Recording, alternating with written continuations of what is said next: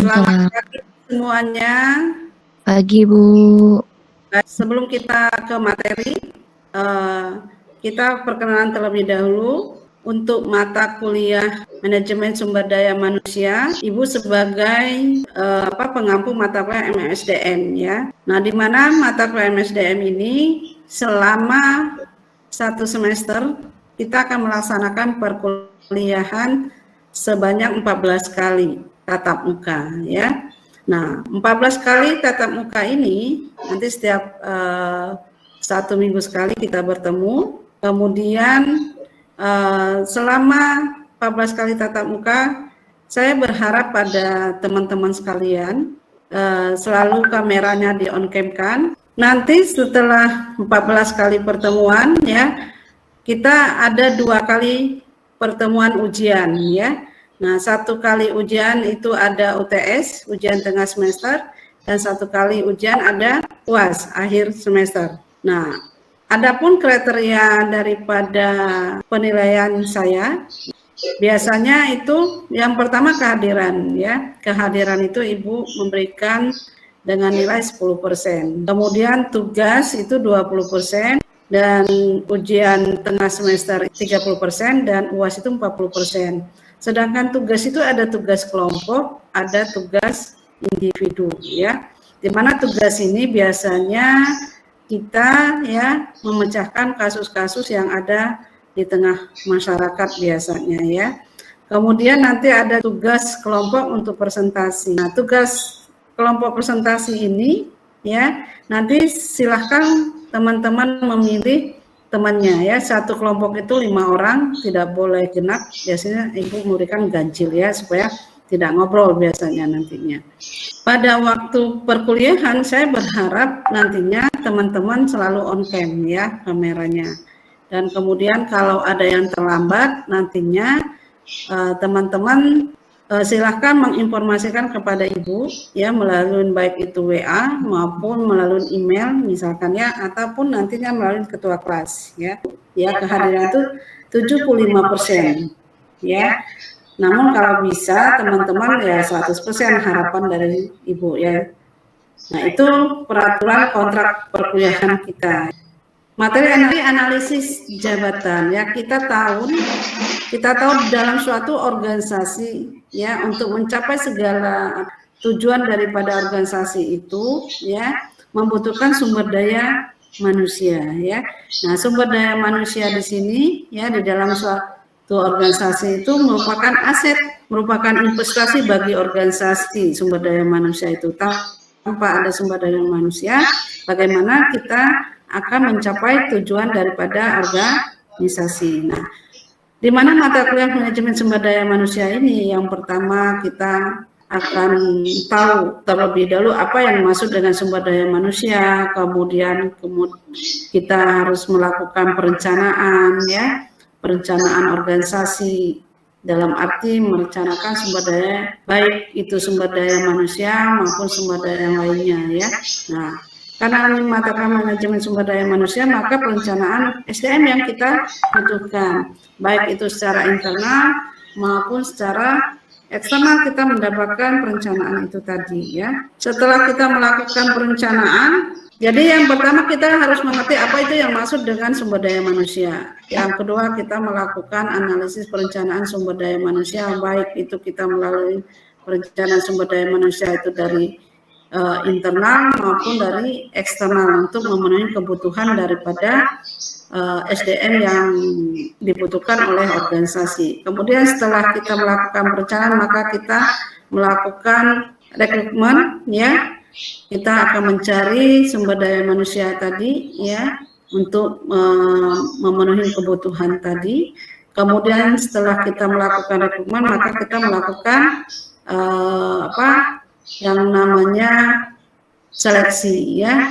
Nah, setelah itu kita baru menganalisis jabatan untuk suatu organisasi ya. Nah, apa yang maksud dengan analisis jabatan ya? Nah, analisis jabatan di sini ada 2 kata. Yang pertama analisis, yang kedua jabatan ya. Nah, apa yang maksud dengan analisis ya? Nah, analisis di sini adalah merupakan aktivitas berpikir untuk menjabarkan pokok persoalan menjadi bagian komponen atau unsur serta kemungkinan keterkaitan fungsinya. Jadi yang dimaksud dengan analisis ini bagaimana kita berpikir menjabarkan pokok-pokok persoalan yang betul-betul menjadi bagian atau unsur untuk yang kita analisis ya. Nah, sedangkan jabatan di sini adalah sekumpulan atau sekelompok tugas dan tanggung jawab yang akan sedang dikerjakan oleh SDM tadi dalam kurun waktu tertentu. Jadi memang jabatan ini nanti akan berhubungan dengan struktur organisasi di dalam suatu perusahaan atau suatu organisasi. Nah, bagaimana kita caranya menganalisis jabatan itu tadi? Nah, dengan cara kita berpikir menjabarkan apa yang akan dikerjakan oleh SDM itu nanti untuk mendudukin jabatan tersebut. Ada yang tanya tentang ini dari dua kata ini? Bisa dimengerti. Oke ya. Nah, kita akan lihat ini ya. Apa sih maksud dengan analisis jabatan? Dari dua kata tadi kita sudah paham apa yang maksud dengan analisis, apa itu yang dimaksud dengan jabatan. Bahwa kita tahu tadi analisis itu bagaimana cara kita menganalisis pokok-pokok pikiran yang ada hubungan dengan persoalan yang akan kita analisis tadi ya. Nah, jadi di sini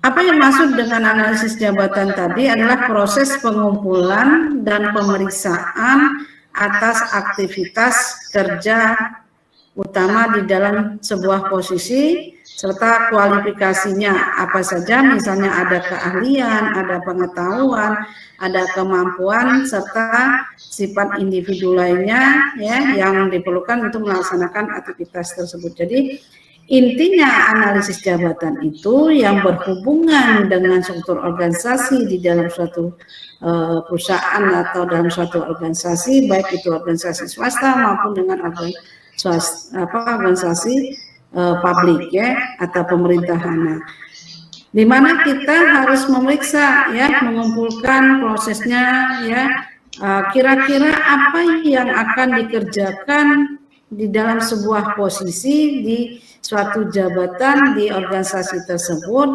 dengan memenuhi kualifikasi tadi ya. Nah, kualifikasi ini bisa kita lihat dari keahlian. Nah, keahlian ini misalkan contoh seorang yang akan menduduki bidang keuangan, dia harus tahu keahlian tentang keuangan, misalnya bidang pembukuan, bidang akuntansi misalnya ya. Kemudian pengetahuan, dia betul-betul mempunyai latar belakang tentang pengetahuan keuangan misalnya. Kemudian dia juga harus mempunyai kualifikasi kemampuan ya. Kemampuan ini bisa dilihat nantinya dari segi pendidikan bisa ya, atau kan kemampuan bidang keuangan, pembukuan bagaimana nantinya ya. Nah, kemudian termasuk sifat individu lainnya juga ya.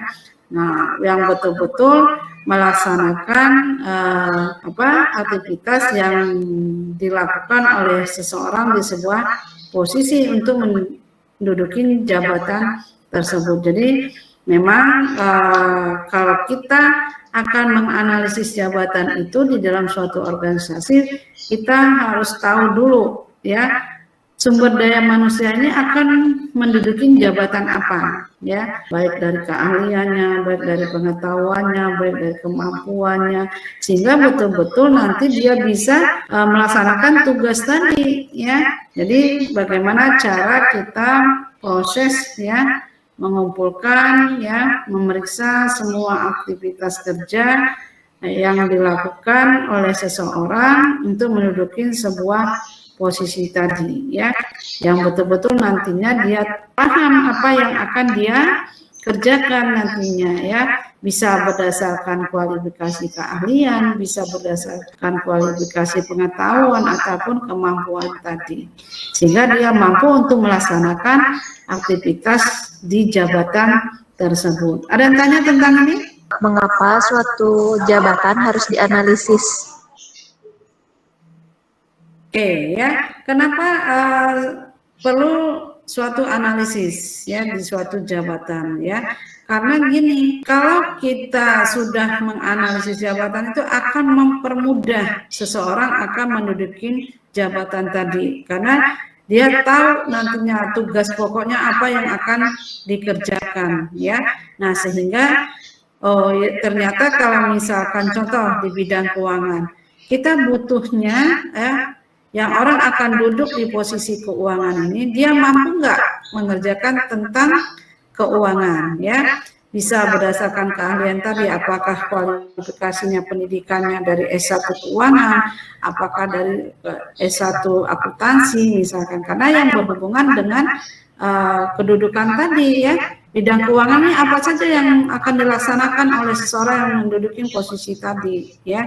Jadi memang perlu diadakan analisis jabatan sehingga seorang akan duduk di sebuah posisi tadi akan mempermudah melaksanakan pekerjaannya atau akan mempermudah melaksanakan tupoksinya. Itu intinya. Masih ada yang mau tanya? Saya mau nanya. Oke.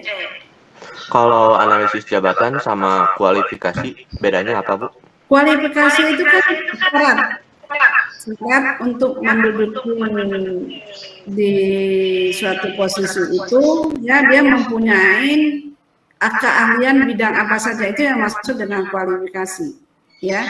Misalnya kan tadi S1 keuangan misalkan, ataukah D3 akuntansi misalkan, atau di bidang kepegawaian misalkan ya, dia harus mempunyai kualifikasi misalkan contohnya apa, dia pernah nggak punya keahlian di bidang SDM misalnya. Nah itu kan kualifikasi contohnya ya. Sedangkan analisis jabatan itu, orang itu dia sudah tahu akan duduk di situ nantinya. Nah sebelum dia duduk di situ tuh organisasi itu sudah melaksanakan analisis jabatan dulu. Ada lagi yang mau bertanya? Saya, Bu. Boleh. Berarti, Bu, analisis jabatan ini berhubungan sama proses seleksi dan rekrutmen. Nah, ya. Berarti sebelum analisis jabatan ini, apakah harus ada pelatihan terlebih dahulu seperti diarah-arahkan untuk misalkan nih di bagian keuangan nih harus ada kemampuan dalam membuat buku besar misalnya. Nah, apakah sebelum analisis jabatan ini ada pelatihan untuk membuat buku besarnya atau bagaimana, Bu? Jadi gini, jadi kalau kita ya suatu organisasi menganalisis, ini berhubungan dengan struktur organisasi terlebih dahulu. Ini struktur organisasi ini kan ada pimpinan ya, ada sekretaris misalnya ya. Pernah belajar tentang struktur organisasi? Nah, jadi di suatu organisasi itu kan ada struktur organisasi. Ada pimpinan, ada sekretaris, ada bendahara misalnya ya, atau ada bidang umum, ada bidang keuangan, ada bidang kepegawaian ya, seperti itu dulu. Ya, sudah ada struktur organisasinya, bidang-bidangnya sudah ada. Nah, orang-orang yang akan duduk posisi di jabatan keuangan, ataukah bidang SDM kepegawaian, apakah bidang TU, apakah bidang diklat misalnya ya. Nah ini sudah ada, nanti suatu organisasi itu sudah ada, oh bidang keuangan ini apa yang akan dikerjakan ya. Misalkan pembukuan tadi, penerimaan pengeluaran ya. Ini apa yang akan dilakukan penerimaan pengeluaran, ada bendahara di situ misalnya ya. Bendahara, ada bendahara penerima, ada bendahara pengeluaran misalnya. Bendahara penerima itu apa yang akan dilakukan? Oh, semua dana yang masuk harus dilakukan oleh bendahara penerima misalnya ya. Ini kerjaannya, mengerjakan pembukuan tentang penerimaan keuangan. Kemudian di bidang kepegawaian mulai menyediakan SDM misalkan. Nah, misalkan manajer SDM, dia akan melaksanakan perencanaan daripada tenaga sumber daya manusia yang ada di situ. Nah, ini kan tugas-tugas seorang manajer di situ. Nah, dianalisis nih tugas seorang manajernya, misalkan di bidang diklat, ya pendidikan, apa yang harus dia harus menyusun kurikulum misalnya. Nah, ini yang dimaksud dengan analisis jabatan. Jadi pada waktu orang yang akan menduduki posisi di situ, dia sudah tahu apa yang akan dilakukan karena jabatan itu sudah dianalisis oleh organisasi bahwa di bidang keuangan itu ini tugas pokoknya. Kemudian di bidang kepegawaian ini tugas pokoknya, sehingga orang nanti yang akan duduk di situ di bidang keuangan atau di bidang diklat tadi sudah tahu apa yang akan dikerjakan. Nah, kalau misalkan di struktur organisasi itu belum dianalisis, itu biasanya sulit apa yang akan dilakukan oleh seseorang itu. Tapi kalau sudah dianalisis, orang itu akan melaksanakan pekerjaan itu akan lebih mudah. Nah, kalau misalkan belum dilaksanakan analisis jabatan, ya, orang di sini tuh yang akan menduduki posisi di jabatan itu dia tidak akan bisa melakukan sesuatu. Apa yang akan dia kerjakan? Dia akan meraba-raba. Nah, kalaupun misalkan orangnya ini kan duduk di situ pada waktu berhubungan dengan rekrutmen, ternyata tidak sesuai duduk di posisi itu, ya, karena tugas jabatannya kan sudah jelas tadi, ya, sudah ditentukan, ya. Nah, kemudian kita rekrut orang itu ternyata tidak sesuai dengan kualifikasinya. Nah, kalau ternyata orangnya tidak sesuai dengan kualifikasinya, maka yang bersangkutan dia belum punya keahlian, ya, tadi atau pengetahuan tadi atau kemampuan tadi, maka perlu didiklatkan misalnya, ya. Tapi kenapa analisis jabatan itu sangat penting di organisasi itu? Ya, tadi untuk mempermudah, ya, orang akan melaksanakan pekerjaan tadi. Satu itu. Kedua, kita juga akan mudah merekrut seseorang, ya, atau kita melakukan seleksi penerimaan karyawan lebih mudah karena kita sudah tahu kualifikasinya. Oh, di bidang keuangan ini, kualifikasinya di bidang diklat ini, kepegawaian ini, sehingga orang yang duduk di situ sudah tahu apa yang akan dikerjakan. Kemudian juga kenapa analisis jabatan itu sangat penting juga, karena akan menentukan juga rentang gaji atau upah bagi seseorang. Karena sudah tahu tugas yang akan dilaksanakan, dengan dia tingkat seorang manajer, posisinya, pekerjaannya cukup bertanggung jawab dan banyak yang akan dilakukan, maka gajinya juga sudah ditentukan. Oh, ini levelnya segini nih gajinya misalnya. Kan gitu. Nah, itu kenapa pentingnya analisis jabatan di suatu organisasi, ya. Itu ada lagi yang mau bertanya? Ya, jadi intinya kenapa perlunya analisis jabatan di dalam suatu organisasi? Tadi satu, mempermudah pekerjaan, kedua juga akan mempermudah kita merekrut daripada karyawan, kemudian kita juga akan mempermudah menentukan rentang gaji biasanya, ya. Kemudian kita juga akan bisa menilai seseorang ini mampu nggak melaksanakan pekerjaan itu. Itu gunanya analisis jabatan tadi, ya. Baik, kita lanjut, ya. Nah, kita lihat nih, ya, pengertian analisis jabatan menurut para ahli. Di sini Edwin mengatakan suatu proses mempelajari dan mengumpulkan informasi-informasi yang berhubungan dengan pelaksanaan tanggung jawab dari suatu jabatan. Nah, ini inti analisis jabatan dari menurut para ahli. Silahkan dibaca nantinya. Jadi kalau menurut Edwin ini intinya dia mulai proses mengumpulkan informasi-informasi berhubungan dengan pelaksanaan tanggung jawab suatu jabatan. Itu yang maksud analisis jabatan menurut Edwin, ya. Kemudian apa tujuan daripada analisis jabatan itu?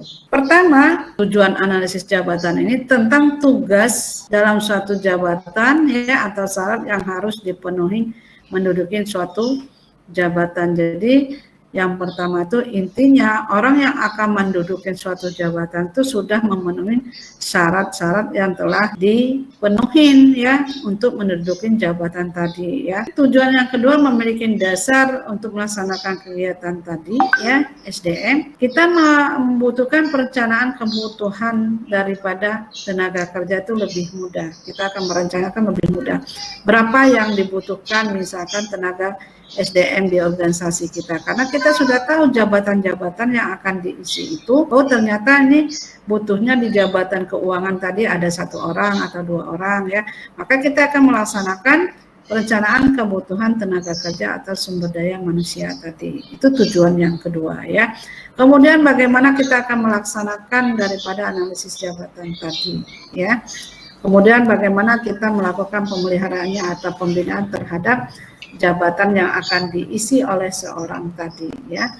Nah, Kemudian yang ketiga, untuk menciptakan SDM yang handal di dalam suatu perusahaan. Karena kenapa? Ya, karena kita sudah tahu orang yang akan menduduki di situ tuh dia sudah mempunyai keahlian, ya, sudah punya keahlian sesuai dengan kualifikasi tadi, ya. Karena kita sudah analisis jabatan, jadi orang itu akan melaksanakan pekerjaan itu akan lebih mudah.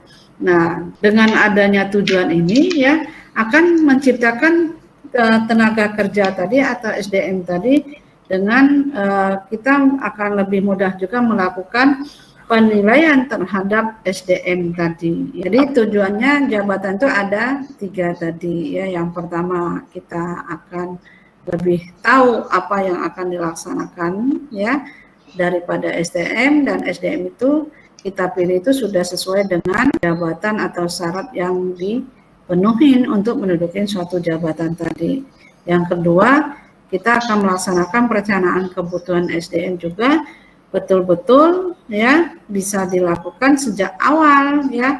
Kita akan menyusun perencanaan tenaga sumber daya manusia itu melalui analisis jabatan, sehingga kita bisa memperoleh informasi, ya, karakteristik daripada data kepegawaian kita nantinya, ya. Sehingga uraian tugas jabatan itu sudah jelas karena sudah memenuhi persyaratan tadi jabatannya tadi, ya, baik dari spesifikasi jabatan maupun klasifikasi dari jabatan tadi, karena kita sudah melakukan perencanaannya, ya. Nah, kemudian kita bisa menciptakan SDM yang handal, tujuan analisis jabatan itu, ya, karena SDM-nya sudah memenuhi syarat tadi. Kita sudah tahu apa yang dimaksud dengan analisis jabatan, sudah tahu apa tujuan daripada analisis jabatan, kemudian ada manfaat dari menerapkan analisis jabatan tadi, ya. Yang pertama, kita bisa mengenali skill dan tugas yang diperlukan karyawan, ya.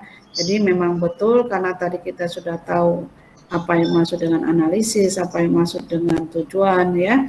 Jadi kita bisa mengetahui skill-skill daripada SDM yang ditugaskan, yang diperlukan karyawan tadi sudah sesuai dengan harapan daripada jabatan yang akan didudukin oleh seseorang tadi. Jadi kita harus sudah tahu, oh, yang bersangkutan ini mempunyai skill bidang apa nih, bidang keuangan, apakah bidang kepegawaian, apakah bidang TO.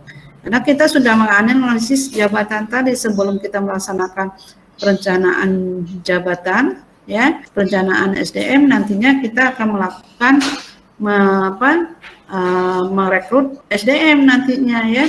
Jadi kita sudah tahu, ya, syarat-syaratnya apa saja orang itu akan menduduki jabatan tersebut. Kemudian kita juga bisa menciptakan metode evaluasi yang tepat, ya. Ini juga akan berhubungan dengan penilaian nantinya dengan analisis jabatan itu, ya. Penilaian orang yang melakukan pekerjaan tadi sudah sesuai dengan tupoksinya, ya, sudah sesuai dengan posisi jabatannya, maka kita akan menciptakan metode evaluasi. Apakah yang bersangkutan ini kita bisa melakukan penilaian bahwa jabatan yang dilaksanakan ini sudah sesuai atau belum, ya. Kemudian yang ketiga, manfaatnya untuk menentukan gaji dan kriteria promosi untuk karyawan. Kenapa manfaat analisis jabatan yang ketiga menentukan gaji? Ya, karena tadi, ya, karena kita sudah tahu apa yang akan dilakukan seseorang dan dia akan menduduki suatu posisi jabatan di suatu organisasi itu, ya, tentunya dia akan organisasi bisa menentukan gaji seseorang, ya, di dalam menduduki jabatan tadi, ya.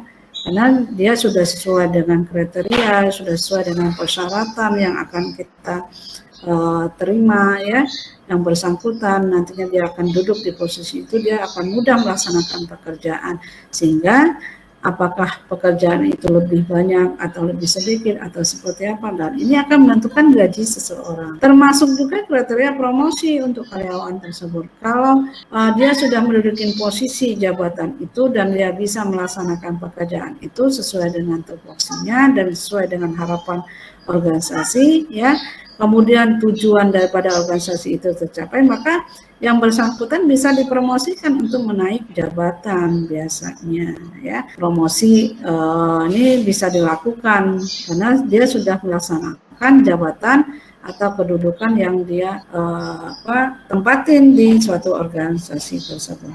Kemudian manfaat yang keempat adalah lebih mudah menghadapi masalah terkait kepegawaian. Ya, kenapa lebih mudah? Karena kita bisa menganalisis ya bahwa yang bersangkutan sudah sesuai enggak dengan tupoksi ya, yang apa yang kita berikan kepada karyawan ya, sudah melaksanakan belum dengan tupoksinya tadi. Karena kita dari awal di organisasi kita sudah dianalisis jabatan itu. Yang bersangkutan bisa nggak melaksanakan pekerjaannya. Kalau dia sudah paham dengan tupoksinya, dia akan lebih mudah melaksanakan pekerjaan tadi. Karena kita sudah analisis jabatan. Nah, ini yang manfaat daripada menerapkan analisis jabatan. Yang pertama, kita lebih mudah mengenal skill dan tugas yang diperlukan oleh karyawan. Kedua, kita bisa menciptakan metode evaluasi yang tepat. Yang ketiga, menentukan gaji dan kriteria promosi untuk karyawan ya. Yang keempat, lebih mudah menghadapi masalah keterkaitan kepegawaian. Ada yang tanya sampai di sini? Ibu, saya izin bertanya. Boleh. Saya mendengar bahwa kita tuh bisa minta naik gaji. Itu tuh seperti apa prosesnya, Bu? Kita kalau mau minta naik gaji ya, itu kan sesuai enggak? Yang pertama kita lihat dulu pekerjaan kita ya. Pekerjaan kita yang sudah dilaksanakan ini biasanya sudah dalam arti sesuai dengan target enggak? Tujuan daripada organisasi itu tercapai apa tidak? Nah, kalau kita sudah melaksanakan itu, bisa kita minta ke pimpinan organisasi untuk menaikkan gaji. Biasanya kalau di swasta itu lebih mudah ya, kita akan melaksanakan penaikan gaji kalau di swasta itu, dalam arti kita sudah melaksanakan pekerjaan itu sesuai dengan target dan tujuannya daripada organisasi tercapai. Nah, biasanya organisasi swasta itu lebih mudah untuk menaikkan gaji tadi ya. Jadi biasanya swasta itu mengiming-imingin ya, kalau target yang kita dikasih dari perusahaan itu atau organisasi tadi tercapai, biasanya perusahaan sudah menjanjikan bisa menaikkan gaji ya. Tapi kalau di pemerintahan biasanya bukan dengan gaji, biasanya promosi jabatan biasanya kalau dia melaksanakan jabatan tersebut. Baik ya, nih kita lihat nih ya, deskripsi jabatan atau spesifikasi jabatan ya, kegunaan daripada analisis jabatan itu. Pertama itu prosedur ya. Kita menetapkan dulu prosedur, tugas, dan tuntutan keterampilan dari suatu jabatan dan macam orang yang akan dipekerjakan. Jadi kita analisis dulu jabatannya melalui dengan prosedur dulu. Kita menetapkan tugasnya. Kira-kira yang bersangkutan ini nantinya tugasnya apa, bagaimana prosedurnya ya. Kemudian kita tuntut keterampilannya sehingga dia duduk di jabatan itu betul-betul bisa melaksanakan pekerjaan ya. Kemudian setelah kita analisis jabatan mulai dari prosedur, kemudian kita menetapkan tugas, tuntutan keterampilan ya di suatu jabatan tadi, termasuk SDM yang akan kita pekerjakan di situ. Kemudian ada deskripsi uraian jabatan. Nah, kemudian kita menjelaskan tentang suatu jabatan tadi, dari tugas, tanggung jawab, wewenang dan sebagainya ya. Nah, ini uraian jabatan, kemudian kita melakukan spesifikasi jabatan. Nah, setelah kita tahu apa yang dilaksanakan nantinya oleh seorang tugas dari suatu jabatan tadi, tanggung jawab wewenangnya, maka ada spesifikasi daripada jabatannya. Nah, informasi daripada spesifikasi jabatan ini biasanya sesuai dengan syarat-syarat yang diperlukan bagi setiap karyawan agar dapat memangku suatu jabatan dengan baik. Jadi di situ nanti uraian jabatannya sudah jelas, kemudian kita spesifikasi jabatannya sudah juga jelas, maka yang akan duduk di situ sesuai dengan syarat-syarat yang diperlukan untuk memangku daripada suatu jabatan dengan baik. Kemudian kita lihat ya, setelah kita tadi ya analisis jabatan mulai dari prosedur, kemudian kita menetapkan tugas, kemudian tuntutan dan keterampilan daripada suatu jabatan tadi, kemudian kira-kira orang yang duduk di sini yang dipekerja itu seperti apa, kemudian kita deskripsikan jabatan tadi, mulai dari tugas, tanggung jawab, dan wewenang. Kemudian kita juga spesifikasikan jabatannya sesuai dengan syarat-syarat yang diperlukan dari setiap karyawan tadi agar dapat memangku suatu jabatan dengan baik tadi. Nah, biasanya melalui keputusan perekrutan seleksi, kemudian ada kompensasi, ada penilaian kerjaan, ada juga pelatihan dan pengembangan, serta menentukan kewajiban yang ditugaskan, termasuk memenuhi deskripsi jabatan tadi. Baik, ada yang mau tanya di sini? Kalau tidak kita lanjut ya. Nah, ini bagaimana metode mengumpulkan informasi analisis jabatan? Nah, biasanya kita melakukan wawancara ya. Wawancara pada karyawan ya, atau wawancara kepada pihak-pihak yang berkaitan dengan jabatan. Biasanya kita wawancara kira-kira nanti prosedurnya seperti apa nih ya, untuk menganalisis jabatan tadi kita, supaya kita bisa mendapatkan informasi untuk analisis jabatan ya. Kedua, bisa juga melalui kuesioner ya, kita sebarkan angket ya, bidang keuangan ini atau bidang kepegawaian ini kira-kira nanti apa yang akan dilaksanakan, tugas-tugas dan tanggung jawabnya, baik mulai dari prosedur ya, mulai menentukan syarat segala macam. Nah, kemudian kita juga bisa melaksanakan dengan observasi ya, melihat observasi ini bisa melalui dengan buku, bisa melalui ke tempat di mana organisasi yang akan kita laksanakan, termasuk juga bisa nggak kita lihat buku catatan harian daripada organisasi kita ya, bidang kepegawaian ini apa saja yang harus dilakukan, atau keuangan tadi, ataukah tadi di bidang bendahara misalnya ya. Nah, termasuk civil service prosedurnya ya. Jadi di sini prosedur-prosedurnya seperti apa. Nah, inilah metode mengumpulkan analisis jabatan ya. Jadi memang kita akan melaksanakan analisis jabatan ini, kita harus betul-betul sebanyak mungkin mencari informasi ya, agar kita bisa menetapkan ya analisis jabatan ini nantinya yang bersangkutan akan menduduki jabatan atau posisi jabatan seperti apa yang akan dilaksanakan tugas dan wewenangnya nantinya ya. Jadi memang analisis jabatan ini biasanya berkaitan dengan struktur organisasi yang orang-orang yang akan menduduki jabatan di suatu organisasi itu, baik itu organisasi pemerintah maupun organisasi swasta. Jadi tujuan analisis jabatan tadi ya jelas ya, untuk mempermudah orang yang akan menduduki jabatan di situ nantinya, apa yang akan dilaksanakan oleh yang bersangkutan ya. Jadi kalau dengan ada analisis jabatan memang bisa lebih mudah orang akan melaksanakan tupoksinya. Kedua juga kita bisa akan menentukan daripada gaji tadi ya, bisa menentukan promosi seseorang ya, dengan adanya analisis jabatan. Ada yang tanya sampai di sini?